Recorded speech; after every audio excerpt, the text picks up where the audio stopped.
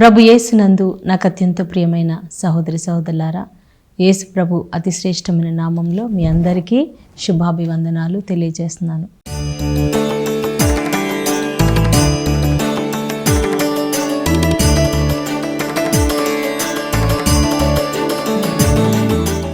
అందరూ ఎలా ఉన్నారు? మరి ముఖ్యంగా ఈ యొక్క లెంట్ సీజన్లో మరి ఎంతో భక్తి శ్రద్ధలతో అందరూ ప్రార్థన చేస్తూ ఉన్నారు. చాలామంది ఉపవాసాలు చేస్తూ ఉన్నారు, దీక్ష తీసుకున్న వాళ్ళు కూడా ఉన్నారు. ఈ 40 రోజులు కూడా మనం ఎంతో భక్తి శ్రద్ధలతో మరి దేవాది దేవుని ప్రార్థన చేస్తూ ఉన్నాము. ఆ దేవుని యొక్క ప్రేమను, ఆ దేవుని యొక్క శ్రమలను మనం ధ్యానం చేస్తూ ఉన్నాం ప్రియులారా. మరి ఈరోజు కూడా దేవుడు మరి మనతో మాట్లాడబోతూ ఉన్నాడు. మరి ఆయన యొక్క సందేశాన్ని వినడానికి మనల్ని మనం సిద్ధపరచుకుందాం. చిన్న ప్రార్థన చేసుకుందాం. స్తోత్రం నాయన, స్తోత్రం మహాగణుడా, పరిశుద్ధుడా, మా ప్రియ పరలోక తండ్రి, నీ పరిశుద్ధ నామానికి మహిమ కలుగును గాక. ప్రభా, ఈరోజు మేము వినబోయే వాక్యం ద్వారా మాతో మాట్లాడమని తండ్రి, ఈ యొక్క 40 రోజులు కూడా మేము చేసే ప్రతి ప్రార్థన ఆలకించమని, నడిపించమని నజరేయుడైన యేసు నామంలో ప్రార్థించి వేడుకుంటున్నాం తండ్రి. Amen, amen. Praise the Lord, praise the Lord. ప్రియులారా, మరి చాలామంది ప్రార్థన చేస్తూ ఉంటారు. బైబిల్లో కూడా ఎంతోమంది ప్రార్థన చేశారు.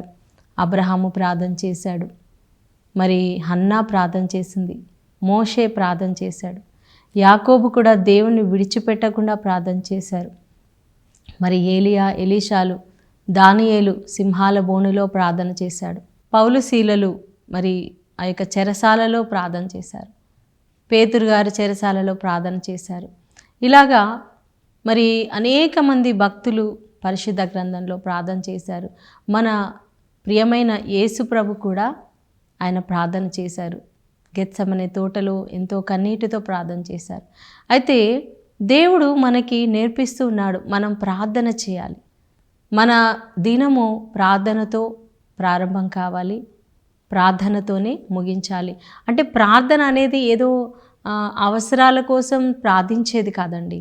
ఏదో మనకు ఆపద వస్తే, కష్టం వస్తే, ఏదైనా సమస్య వస్తే దాన్ని తీర్చమని మనం ప్రార్థన చేయడం కాదు. ప్రార్థనే మన ఊపిరిగా మారాలి. ప్రార్థన అంటే ఏంటండి? దేవుడితో మాట్లాడడం, దేవుడితో సంభాషించడం, ఆ దేవుని ముఖాముఖిగా మరి మనం చూస్తున్నట్లుగా ఒక చిన్న బిడ్డ తండ్రితో ఎలా మాట్లాడతారో, మనం మన తల్లితో ఎలా మాట్లాడతామో అలాగా పరలోకమందున మన తండ్రి అని మరి మనం సంబోధిస్తూ మాట్లాడాలి. అందుకే యేసుప్రభు కూడా ఆయన శిష్యులకు నేర్పించాడు ప్రార్థన. మనందరికీ తెలిసిన ప్రార్థన పరలోక ప్రార్థన. పరలోకమందున్న మా యొక్క తండ్రి అని సంబోధించమన్నారు కదండి. మరి మనం దేవుణ్ణి ఎలా చూస్తున్నామంటే ఆయన మన తండ్రిగా ఉన్నాడు. దేవుడు మనకి తండ్రిగా, ఆయన మనకి సమీపంగా రావాలని ఆశిస్తున్నాడు. మరి ఒక తండ్రితో చిన్న బిడ్డ ఏ విధంగా ప్రతి నిమిషం మాట్లాడుతుందో, మరి తనకు కావాల్సినవన్నీ కూడా తండ్రితో ఎలా చెప్తుందో, సేమ్ అదే విధంగా మనం కూడా మన తండ్రితో మనం మాట్లాడాలి, అడగాలి. అదే ప్రార్థన. అయితే చాలాసార్లు మనం ప్రార్థన చేస్తూ ఉంటాము. అయితే కొన్నిసార్లు మనకి విసుగొచ్చేస్తుంది, ప్రార్థనలో విసుగొస్తుంది. ఎందుకు అంటే మనకు వేరే విషయాలలో విసుగు రాదండి. మనం టీవీలో వేరే వేరే ప్రోగ్రామ్స్ ఎంతసేపు చూసినా మనకు విసుగు రాదు. లేకపోతే స్నేహితులతో కూర్చొని కబుర్లు చెప్తూ ఉన్నప్పుడు ఎంతసేపు మాట్లాడినా మనకి విసుగు రాదు. ఫోన్లో రీల్స్ చూస్తూ ఉన్నా, ఫేస్బుక్ చూస్తున్నా, యూట్యూబ్ చూస్తున్నా విసుగు రాదు.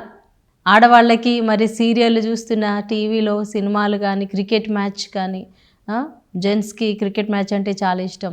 ఇలా మనకు అనేక విషయాలలో మనం విసుక్కోము. కానీ మనకు ఒక్క దగ్గర విసుగు వస్తుంది. ఎక్కడ తెలుసండి? ప్రార్థనలో కూర్చున్నప్పుడు విసుగు వస్తుంది.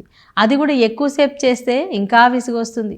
చాలామందికి తొందరగా ప్రార్థన అయిపోవాలి, తొందరగా మాస్ అయిపోవాలి, పూజ అయిపోవాలి, తొందరగా ఏదైనా ఫాస్ట్గా అయిపోవాలి. చాలాసేపు మరి వాక్యం చెప్తే కూర్చొని వినలేరు, చాలాసేపు ప్రార్థన చేస్తే చేయలేరు. అప్పుడు విసుగొస్తుంది. మరి ఈరోజు ఈ వాక్యం వింటున్న నీవు ప్రార్థనలో నీవు కూడా విసుక్కుంటున్నావా? ఇంతసేపు ప్రార్థన చేయాలా? స్పెషల్గా మనం చర్చ్కి వెళ్ళినప్పుడు విచారణలో ఏవైనా ప్రత్యేకమైనటువంటి ప్రార్థనలు జరుగుతున్నప్పుడు ఇంకా ఎంతసేపు కూర్చోవాలి, హోల్ డే కూర్చోవాలంటే చాలా కష్టంగా ఉంటుంది. కానీ యేసు ప్రభు మరి లూకా సువార్తలో 18వ అధ్యాయంలో తన శిష్యులకి ఆయన చెప్తున్నాడు. ఏమని చెప్తున్నాడు అంటే, మీరు విసుకక ప్రార్థన చేయాలి. హల్లెలూయా.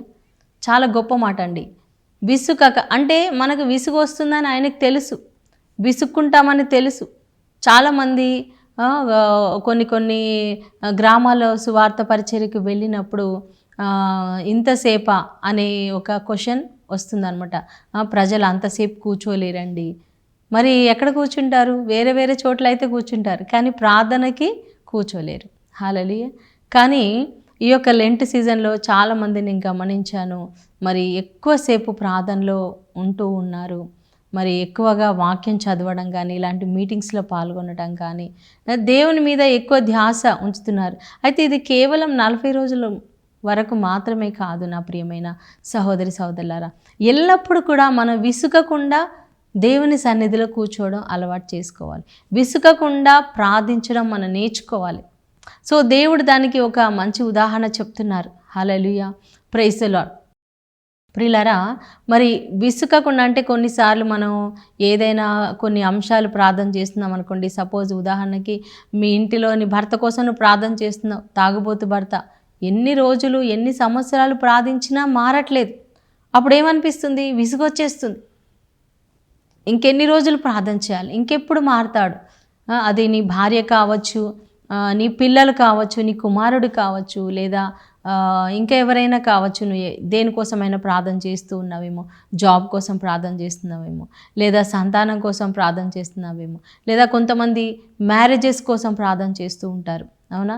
నా బిడ్డకు పెళ్ళి కావాలి, నా కుమారుడికి వివాహం కావాలి, మంచి సంబంధం రావాలి అని, సంతానం కలగాలి అని, ఇలాగా మరి అనేక మంది అనేక విషయాలలో చాలా రోజులు సంవత్సరాలుగా ఎదురు చూస్తూ ఉన్న వాళ్ళు ఉన్నారు. మంచి జాబ్, గవర్నమెంట్ జాబ్ రావాలని అలా సంవత్సరాలు పరీక్షలు రాస్తూ ఉన్న వాళ్ళు కూడా ఉన్నారు. నా ప్రియమైన సహోదరి సహోదరులారా, మరి ఎంత కాలం ప్రార్థించినా, ఎంత మరి ఉపవాసాలు చేసిన, ఎన్ని లెంటన్ సీజన్లో ఈ యొక్క శ్రమల కాలంలో ఎన్నిసార్లు నేను 40 days ఫాస్టింగ్ ప్రేయర్ చేసినా నా జీవితంలో ఏమీ జరగట్లేదు, నాకు విసుగొస్తుంది, ఈ ప్రార్థన చేయలేకపోతున్నాను అనే వాళ్ళకి ఈరోజు ఈ సందేశం. హల్లెలూయా, ప్రైజ్ ది లార్డ్. నా ప్రియమైన సహోదరి సహోదరుడా, నీవు ఎంత మాత్రం కూడా ప్రార్థించడానికి విసుక్కోవద్దు. ఎంతకాలమైనా సరే మనము ఓపికతో ప్రార్థన చేయాలి. ఎందుకంటే యేసు ప్రభు ఇక్కడ ఒక ఉదాహరణ చెప్తున్నారు. ఏంటంటే, ఒక గ్రామంలో ఒక విధవరాలండి, తన భర్త చనిపోయాడు. మరి ఆమెకి పిల్లలు ఉండొచ్చు. అయితే ఆమెకి రావాల్సిన ఆస్తి కానీ, ఆమెకి రావాల్సినటువంటి ఏదైతే స్వాస్థ్యం ఉందో దానికోసం ఆమె పోరాడుతూ ఉంది. చాలామందిని మనం చూస్తూ ఉంటాం. ఎవరైనా హస్బెండ్ చనిపోతే మరి కోడల్ని పంపించేస్తారు, ఆమెకి రావాల్సిన ఆస్తి ఇవ్వరు. ఆ వారసులుగా ఉన్నటువంటి ఆ పిల్లలకి చెందవలసినటువంటి భూములు కానీ, జాబ్ కానీ, మనీ కానీ ఏదైనా కూడా వాళ్ళు రాకుండా చేస్తూ ఉంటారు. కాబట్టి ఈ విధవరాళ్ళు ఏం చేస్తారంటే, మరి న్యాయం కోసం పోరాడతారు. న్యాయంగా మాకు రావాల్సింది రావాలి అని చెప్పేసి ఆ గ్రామ పంచాయతీ దగ్గరకో, ప్రెసిడెంట్ గారి దగ్గరకో, ఎవరి దగ్గరకో వెళ్ళి వాళ్ళ న్యాయం కోసం అడుగుతూ ఉంటారు. అలా చాలామంది నేను చూస్తూ ఉన్నాను. చాలామంది కోసం కూడా ప్రార్థన చేస్తూ ఉన్నాను. కోట్ల చుట్టూ తిరుగుతూ ఉన్న వాళ్ళు ఎంతోమంది మరి ఈ యొక్క సహోదరీలు ఉన్నారు. నా ప్రియమైన సహోదరి సహోదరులారా, మరి ఈరోజు నీ జీవితంలో కూడా నువ్వు న్యాయం కోసం పోరాడుతూ ఉన్నావా? అయితే ఈ యొక్క సహోదరి విధవరాలు మరి ఆ అన్యాయస్తుడైనటువంటి ఒక న్యాయాధిపతి అంట. వాళ్ళ గ్రామంలో న్యాయవంతుడు కాదు ఆయన. అన్నీ కూడా అంటే దోషులను దోషులుగా మార్చేటువంటి వాడు. ఎందుకంటే ఈ రోజుల్లో న్యాయానికి చోటు ఎక్కడ ఉందండి? న్యాయానికి చోటు లేదు. న్యాయం కోసం నిలబడాల్సిన వాళ్ళే మరి నిలబడట్లేదు. న్యాయంగా తీర్పు తీర్చాల్సిన వాళ్ళు తీర్పు తీర్చట్లేదు. అలాంటి రోజుల్లో మనం ఉంటున్నాం. ఇప్పుడే కాదు, ఆనాటి నుండి కూడా మరి సృష్టి ఆరంభం నుంచి కూడా అన్యాయం జరుగుతూనే ఉంది.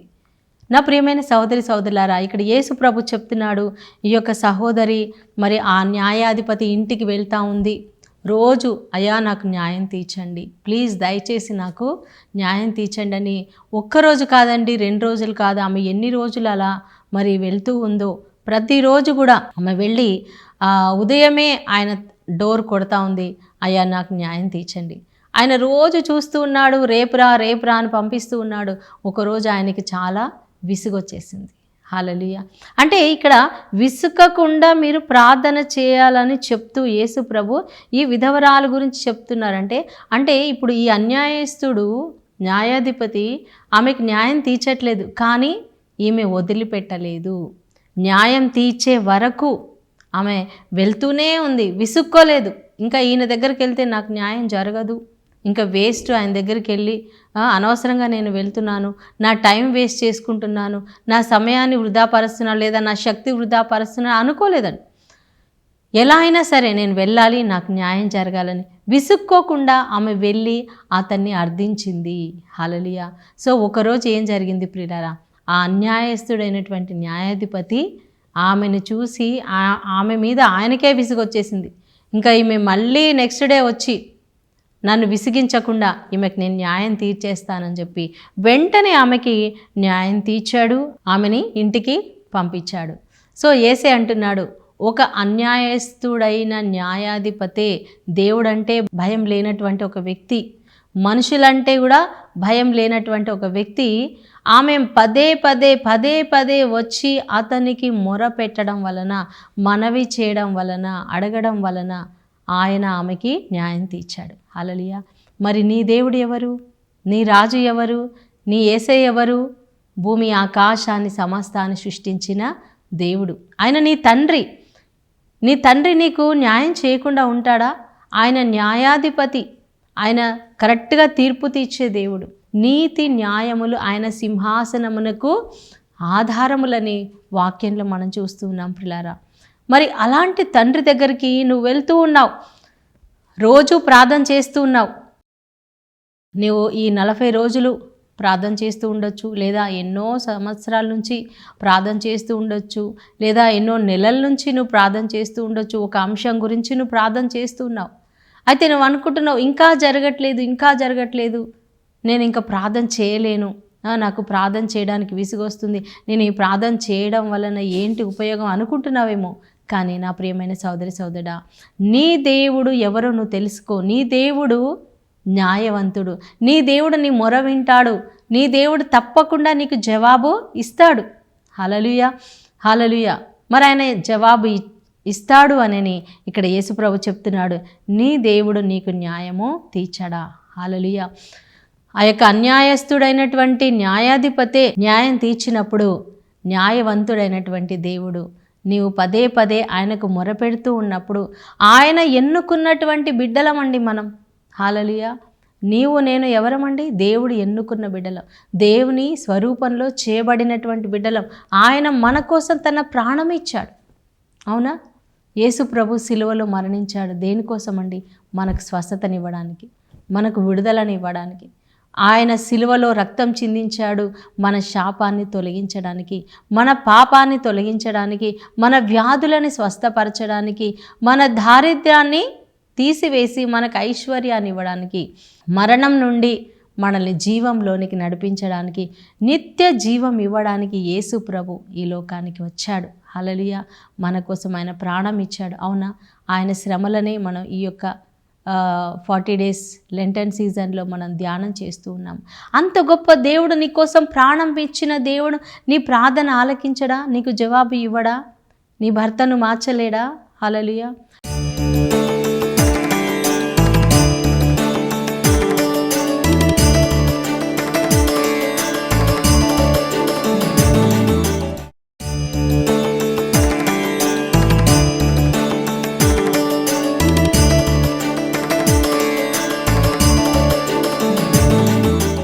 ఒక కుటుంబం వాళ్ళు సంతానం లేదు, వాళ్ళకి సంతానం ఉందండి, కానీ 3 అమ్మాయిలే అనమాట.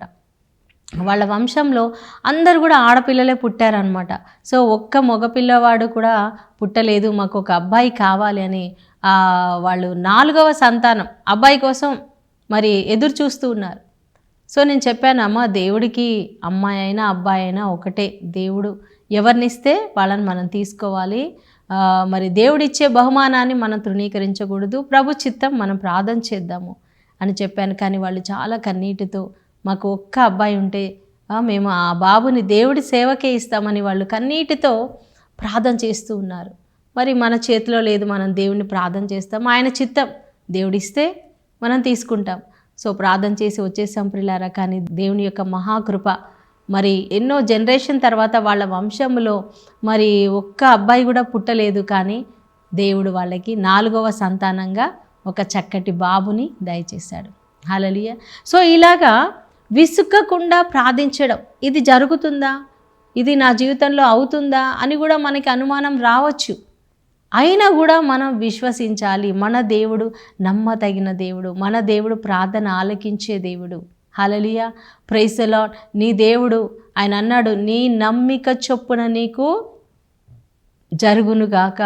నువ్వు నమ్మితే నువ్వు దేవుని మహిమను చూస్తావని ప్రభు చెప్తున్నాడు. ప్రియమైన సహోదరి సహోదరా, యేసయ్య చెప్తున్నాడు, ఈ రోజు వరకు నువ్వు ఎన్నెన్ని ప్రార్థనలు చేశావో, ఎన్నెన్ని ఉపవాసాలు చేశావో, ఎంత కన్నీరు నీవు దేవుని సన్నిధిలో కాచావో, నా ప్రియమైన సహోదరి సహోదరా, దేవుడు నీ ప్రతి కన్నీటిని ఆయన చూస్తూ ఉన్నాడు. ప్రతి కన్నీటిని ఆయన లెక్క పెడుతూ ఉన్నాడు. కీర్తనలు 56:8 ప్రకారం ఆయన మన కన్నీటినంట తన సీసాలో పోసుకున్నాడంట.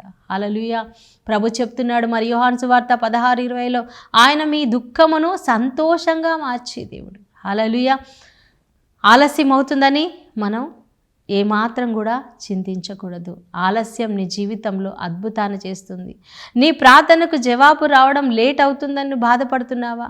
ఆ దేవుని మాత్రం విడిచిపెట్టద్దు, యేసయ్యను మాత్రం విడిచిపెట్టద్దు.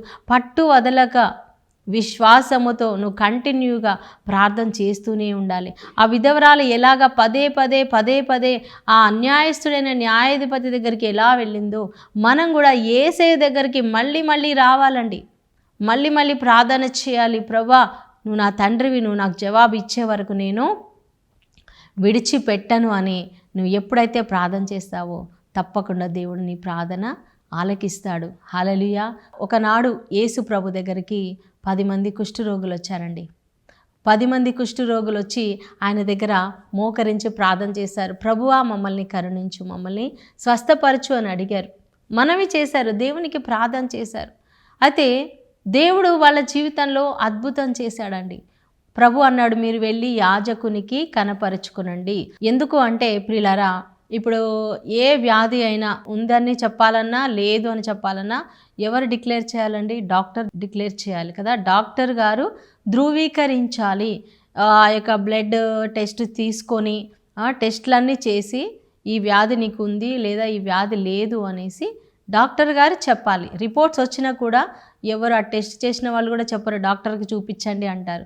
సో డాక్టర్ గారు ఆయన ధృవీకరిస్తారు, ఇదిగో నీకు పలానా జబ్బు ఉంది లేదా నీకు ఏం జబ్బు లేదు అనేసి ఆయన చెప్తారు. హల్లెలూయా. ఈవెన్ ఎవరైనా మరణించినా కూడా డాక్టర్ సర్టిఫికేట్ కావాలి, డెత్ సర్టిఫికేట్ అంటారు. మరి ఇక్కడ యేసు ప్రభు మరి ఈ కుష్ఠరోగులు స్వస్థత పొందారా లేదా, శుద్ధులయ్యారా లేదా, ఎవరు ధృవీకరించాలి? యాజకులు ధృవీకరించాలి. హల్లెలూయా. ఎందుకంటే పాత నిబంధనలో మోషే గారికి దేవుడిచ్చినటువంటి ఆజ్ఞ అనమాట. ఈ కుష్ఠు వ్యాధి వచ్చిన వాళ్ళు స్వస్థత అయిన తర్వాత వాళ్ళు యాజకుని దగ్గరికి వెళ్ళి యాజకునికి చూపించాలన్నమాట. అప్పుడు యాజకుడు పరిశీలించి ఆయన చెప్తాడు, ఎస్ ఇతనికి ఈ రోగం లేదు, ఈయన స్వస్థత పొందాడు, ఈయన శుద్ధుడు అయ్యాడు అని. కాబట్టి యేసయ్య అన్నాడు, మీరు స్వస్థత పొందారు, మీరు వెళ్ళి యాజకునికి కనపరుచుకోండి అన్నప్పుడు వాళ్ళు దారిలో వెళ్తూ ఉండగా మార్గ మధ్యంలో అందరికీ స్వస్థత కలిగింది. హల్లెలూయా, ప్రైజ్ ది లార్డ్. ఇది మన లూకా సువార్త 17 చూస్తాం ప్రియులారా. అందరికీ స్వస్థత కలిగింది. అయితే అందులో ఒక్క వ్యక్తి, ఒక సమరయుడు పరిగెత్తుకుంటూ గంతులు వేస్తూ ఆనందంతో గొప్ప శబ్దంతో యేసయ్య దగ్గరకు వచ్చి యేసయ్య పాదముల మీద పడి, నా రోగాన్ని తీసేశావు, నా కుష్టు వ్యాధి నుంచి నాకు స్వస్థత ఇచ్చావు, నీకు స్తోత్రం, థ్యాంక్ యూ జీసస్, నీకు వందనాలని దేవునికి వందనాలు చెల్లించాడు. కానీ మిగిలిన 9 మంది తిరిగి రాలేదండి. హల్లెలూయా, ప్రైజ్ ది లార్డ్. అంటే ఇక్కడ ప్రార్థనకి జవాబు వచ్చింది. వెంటనే జవాబు వచ్చినప్పుడు మనలో ఉండేటువంటి ఒక స్పందన, ప్రతిస్పందన ఏంటండి? దేవునికి కృతజ్ఞత కలిగి ఉండాలి. ఆమేన్, హల్లెలూయా ప్రియులారా, దేవుడు మనం చేసే ప్రతి ప్రార్థన ఆలకిస్తాడు.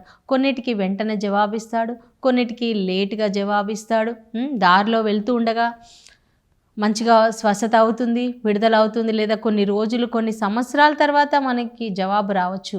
ఏదేమైనప్పటికీ మనకి జవాబు అయితే తప్పకుండా వస్తుంది. హల్లెలూయా.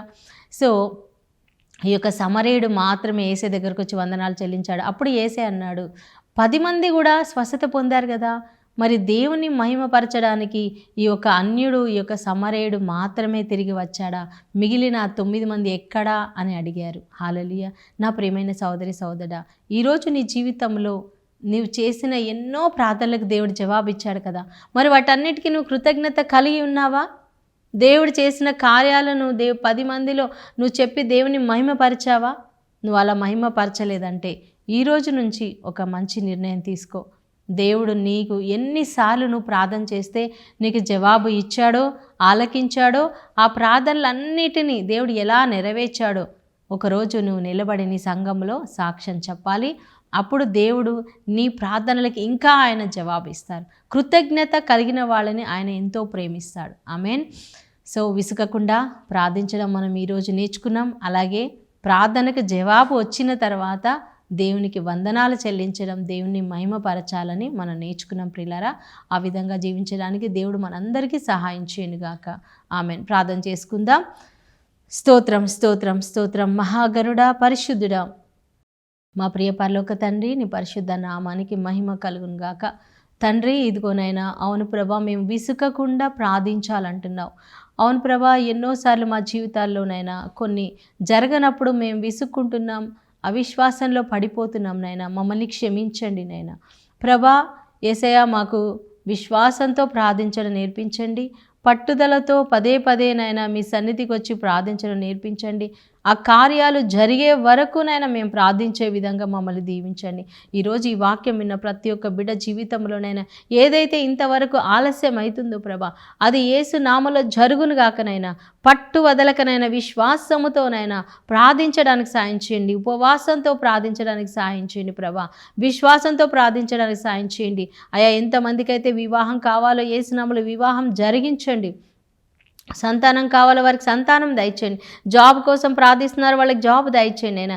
ఎంతమంది గృహాల కోసం ప్రార్థిస్తున్నారు, ఎంతమంది కుటుంబాలలో భర్త మారాలి, భార్య మారాలి, పిల్లలు మారాలి, ఈ యొక్క తాగుబోతుతనం నుంచి, ఈ యొక్క వ్యసనాల నుండి విడుదల కోసం ప్రార్థిస్తున్నారు, వారికి విడుదల దయచేయండి నైనా. ఎంతమంది రక్షణ కోసం ప్రార్థిస్తున్నారు తండ్రి, ఇంకా నా భర్త మారలేదు, నా భార్య మారలేదు, నా పిల్లలు దేవుని సన్నిధికి రావట్లేదని ఎంతమంది అనుకుంటున్నారు ప్రభా, వారందరినీ కూడా నైనా రక్షించండి నైనా. వారికి మారు మనసు దయచేయండి, పశ్చాత్తాపం దయచేయండి నైనా. యేసయ్య, పాప బంధకాల నుంచి విడుదల దయచేయండి నైనా ప్రభా. ఈ పాపం నుంచి నేను బయటికి రావాలని ఎంతమంది అనుకుంటున్నారు, అయ్యా వారందరినీ కూడా నైనా బయటికి తీసుకొని రమ్మని ప్రార్థిస్తున్నాను తండ్రి. హల్లెలూయా హల్లెలూయా హల్లెలూయా. పరిశుద్ధాత్మతో నింపండి నైనా. ప్రతి బిడ్డను కూడా అభిషేకించండి, ప్రార్థనా శక్తితో నింపండి నైనా. అయా, మీరు ప్రార్థనలకు జవాబిచ్చినప్పుడు అయా, మీరు చేసిన కార్యాలను ప్రభా మేము అందరిలోనైనా పంచుకోవడానికి, నీ నామాన్ని మహిమపరచడానికి మాకు సహాయం చేయమని ఈ వాక్యం విన్న ప్రతి ఒక్క బిడ్డను కూడా ఆశీర్వదించండి. ముఖ్యంగా ఎంతమంది అనారోగ్యంతో ఉన్నారో వాళ్ళు ముట్టండి నాయన. ఇప్పుడే ప్రభా, వారి అనారోగ్యము తొలగిపోను గాక, స్వస్థత కలుగును గాక, విడుదల కలుగును గాక. ప్రతి వ్యాధి నుండి స్వస్థత తండ్రి, ఆర్థిక సమస్యల నుంచి విడుదల, అప్పుల నుంచి విడుదల తండ్రి, యేసు నామంలో ప్రార్థించి వేడుకుంటున్నాం తండ్రి. Amen amen amen. దేవుడు మీ అందరిని దీవించును గాక. God bless you. షాలోమ్.